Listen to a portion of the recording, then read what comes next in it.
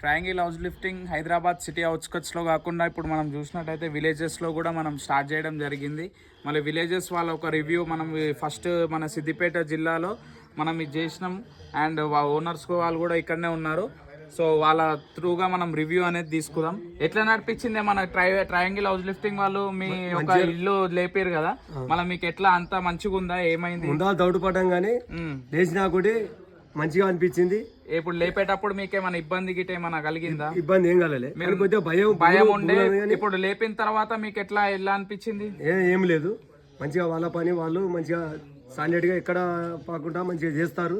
ఎప్పుడైతే అప్పుడు సుతారి కూడా గుండుదారానికి ఎట్ట కట్టిండో ఆ గుండుదారాన్ని కూడా మళ్ళీ వీళ్ళు తెచ్చిర్రు.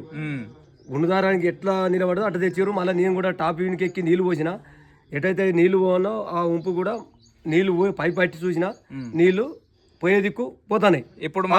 ఇప్పుడు మళ్ళీ ఎవరైనా భయపడి మన ఇల్లు ఇట్లా లేపుకోవాలంటే వాళ్ళకి మీరు ఏం చెప్పగలుగుతారు? మనం ఇట్లా జరిగింది, మనం మంచిగా అనిపించింది, మీరు కూడా లేపుకోవచ్చు అని చెప్తా నేను కూడా నాగరికి వచ్చాడని కూడా నేను చెప్తా.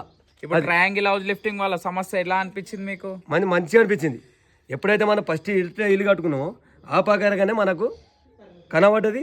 ఆ ప్రకారం కూడా నేను అనుమానం కూడా వచ్చింది, మరి టాప్ మళ్ళీ ఇక్కడ కింది మీద అయిందా, నీళ్లు అక్కడ నీళ్లు మీది నీళ్లు కిందికి రావాలి వాస్తు ప్రకారం అని కూడా నేను పై పట్టినా, మీదికి పై పట్టిన ప్రకారంగా వాస్తు ప్రకారం వచ్చినాయి. గంగ సూపుకు నీళ్లు పోయినాయి. ఓకే అండి, ఇలా మనకి సిద్దిపేటలో మళ్ళా ఓనర్స్ గిట మనం మంచి హర్షం వ్యక్తం చేస్తున్నారు.